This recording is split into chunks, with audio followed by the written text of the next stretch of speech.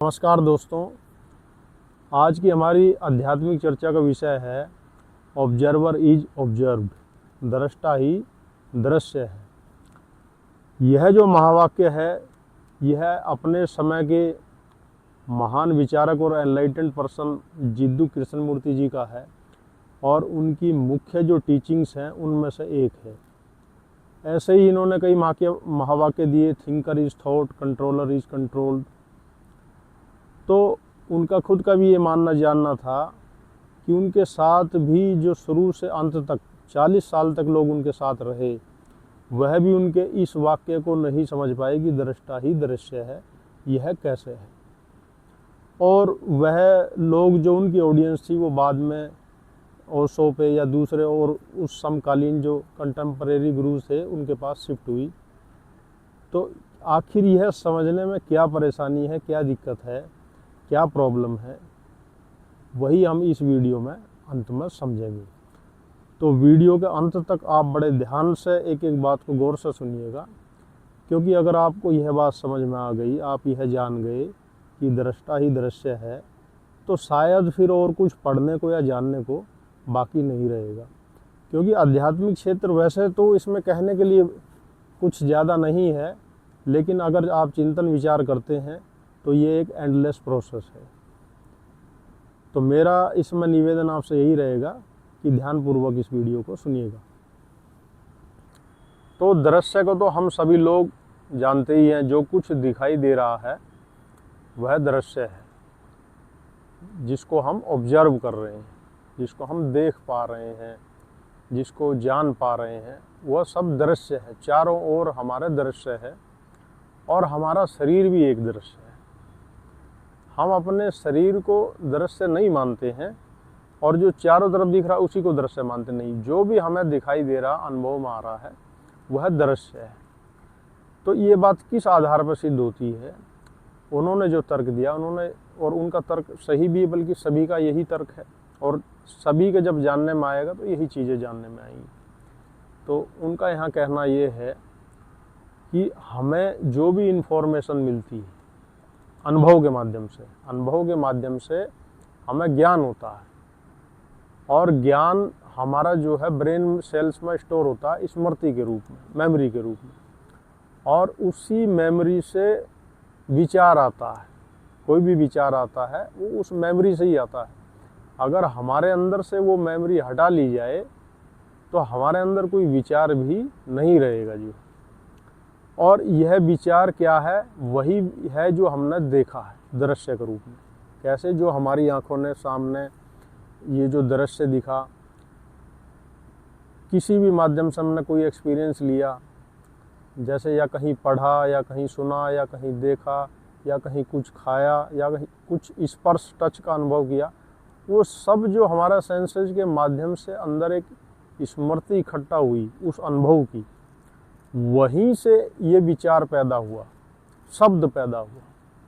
तो हमारे शास्त्रों में इसको शब्द के रूप में, आधुनिक शब्दों में ऐसा कहें तो विचार के रूप में ये ज्ञान प्रकट हुआ। लेकिन ये विचार या शब्द के रूप में जो ज्ञान प्रकट हुआ, ये हुआ हमारी मेमोरी से ही। और मेमोरी क्या है? जो हमने दृश्य देखा है।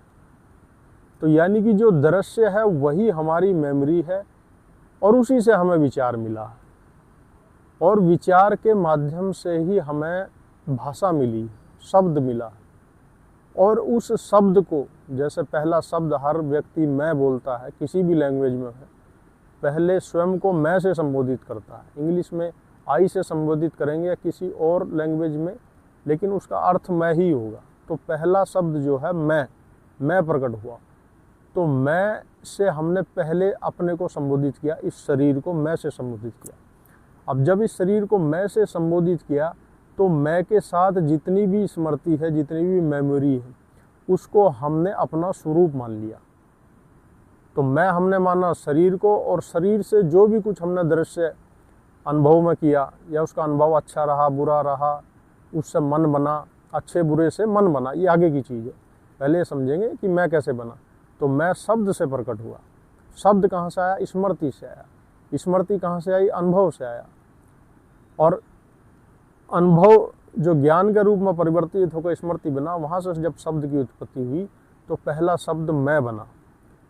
तो मैं का शरीर के साथ जब आइडेंटिफिकेशन हमने किया तो हमने अपने शरीर को तो रूप मान लिया और मैं का कोई भी हमने नाम दे दिया, यानी शरीर का नाम दे दिया और उसे ही अपना स्वरूप मान लिया। बस यहीं से दृष्टा उत्पन्न हुआ, ऐसे दृष्टा उत्पन्न हुआ। तो अगर आप दृष्टा को जांच करेंगे तो आपको दृष्टा कहीं मिलेगा नहीं, सिर्फ दृश्य मिलेगा। यही बात रमण महर्षि ने भी कही थी कि सिर्फ एक ही सवाल पूछिए अपने से कि मैं कौन हूँ। तो मैं का जो मैंने आपको जवाब दिया कि मैं एक शब्द है जो आपकी मेमोरी से आया, मेमोरी अनुभव से आई है, और अनुभव आपने जो सामने ये जो दृश्य आप देख रहे हैं, जो मेरे पीछे आगे और मुझको भी आप दृश्य के रूप में ही देख रहे हैं, वह सब जो है उसी से मेमोरी बनी है, उसी से मैं बना है। यानी कि दृष्टा और दृश्य दोनों ही हैं। हो सकता है कि कुछ बातें आपको क्लियर हो रही होगी। यहाँ पर वो एग्जाम्पल भी देते हैं पेड़ का। मैं पेड़ का नहीं दे रहा हूँ एग्जाम्पल, मैं तो सभी का दे रहा हूँ। आप मुझे भी देख रहे हैं, गंगा जी को शायद देख पा रहे हैं कि नहीं देख पा रहे हैं अलग बात है। पीछे मेरे पीछे पत्थर वो दिखाई दे रहे हैं, पेड़ पहाड़ दिखाई दे रहे हैं। ये दृश्य जब आपके अंदर जाता है तो शरीर के आँखों के सेंसेज के अनुभव के माध्यम से ये ज्ञान में परिवर्तित होता है, यानी आपको इस चीज़ की नॉलेज होती है और नॉलेज से फिर ये मेमोरी में स्टोर हो जाता है और फिर वही मेमोरी से जो है आगे विचार शब्द प्रकट होता है। तो उस शब्द से मैं प्रकट होता है और मैं से फिर और शब्द प्रकट होते हैं। तो ऐसे ही दृश्य ही दृष्टा बन जाता है। तो इस कहने में जितनी आसान है ये बात शायद समझने में ना हो, क्योंकि हम अपने दृष्टापन के, ऑब्जर्वरनेस के बहुत ज़्यादा जो है अभ्यस्त हैं। तो अगर वो हमारा अभ्यास किसी भी तरीके से टूट जाए तो ये चीज़ समझनी बहुत आसान हो जाए। तो इन अर्थों में उनका मतलब था कि दृष्टा ही दृश्य है। और इन्हीं अर्थों में नॉन ड्युअलिटी में अद्वैतवाद जो हम कहते हैं कि परमात्मा के अलावा कोई भी नहीं है, तो नॉन ड्युअलिटी में यहाँ परमात्मा के अलावा कोई नहीं, उनका मतलब ये है कि ये जो चराचर जगत में जो भी दृश्य है, जो भी दृश्य जगत में भाषित हो रहा है, दिख रहा है, वह सब परमात्मा का साकार रूप है। यानी परमात्मा ही परमात्मा को देख रहा है। उदाहरण के लिए मान लीजिए घड़ों में पानी भरा हुआ है और उसमें चंद्रमा, अलग अलग घड़ों में एक ही चंद्रमा है और सब में वही दिखाई दे रहा है। तो उन्होंने ये इस तरीके से समझाया कि आप घड़ों को तो जीव समझ लीजिए कि हर एक जीव है। जीव क्योंकि अल्पज्य है, अल्पज्य इसलिए है क्योंकि उसके पास इनकम्प्लीट नॉलेज है, यानी उसके सेंसेज जितने भी हैं सारे इनकम्प्लीट हैं, उनसे इनकम्प्लीट अधूरी इन्फॉर्मेशन ही मिलती है। बहुत सी चीज़ें जैसे मैं देख रहा हूँ तो सब चीज़ें इस हवा में, इस एयर में, स्पेस में बहुत सी ऐसी चीज़ें हैं जो मेरी इन आँखों से दिखाई नहीं पड़ती। तो मुझे जो भी दिखाई पड़ रहा है वो पूरा नहीं है, वो पूर्ण नहीं है। तो जब इन सेंसर्स से, इंद्रियों के माध्यम से अधूरा जानकारी मेरे अंदर जाएगी अनुभव के रूप में, और वो फिर स्मृति के रूप में मेरे ब्रेन में जो है स्टोर होगी, और वहाँ से जब वो शब्द के रूप में, विचार के रूप में प्रकाशित होगी, तो वो भी अधूरी होगी क्योंकि उसका सोर्स ही अधूरा है, यानी उसका आधार ही अधूरा है। इसीलिए जो अधूरा है, जिसे हम दृष्टा कह रहे हैं, दृष्टा के रूप में जानते हैं, मैं के रूप में जानते हैं, जीव भाव के रूप में जानते हैं, वही अधूरा अपने को पूरा करना चाह रहा है। और पूरा करने के लिए वो कहाँ दौड़ रहा है? इस संसार में। तो वह जो अधूरा है वह स्वयं में ही पूरा है। पूरा कैसे? क्योंकि वो खुद ही एक दृश्य है,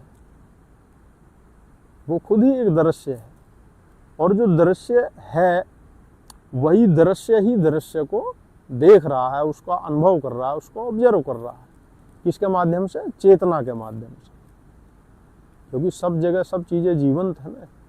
हमारे अंदर जो भी कुछ आता है वो बाहर से ही आता है, हमारे पास अपना तो कुछ है ही नहीं। किसी भी बच्चे को अगर आप बचपन से देखें तो कोई भी बच्चा, अबोध जो बालक है, शिशु है, उसको कुछ पता ही नहीं है कि वो किस जात में पैदा हुआ, किस धर्म में पैदा हुआ है, किस देश में पैदा हुआ है, क्या उसकी भाषा है, वो कुछ जानता ही नहीं।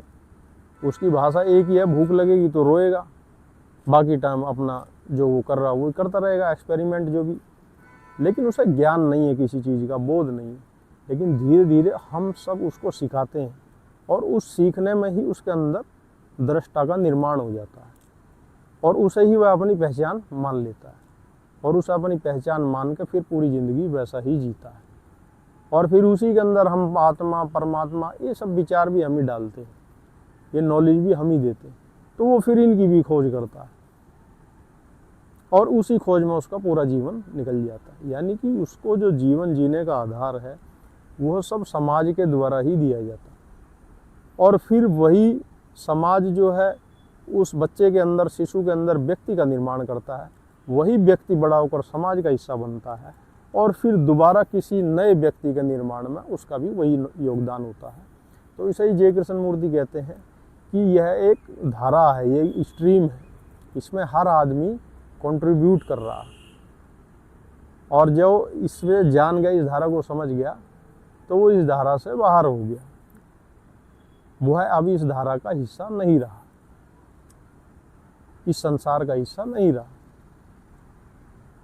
तो यानी कि वह दृष्टा से दृश्य हो गया, आत्मा से, जीवात्मा से परमात्मा में विलीन हो गया, ब्रह्म लीन हो गया, कहीं कहते ब्रह्म में लीन हो गया, ब्रह्म में समाधि ले ली। समाधि का अर्थ यही है कि सभी समस्याओं का उसका समाधान हो गया, उसको पता चल गया कि उसका मूल स्वरूप क्या है।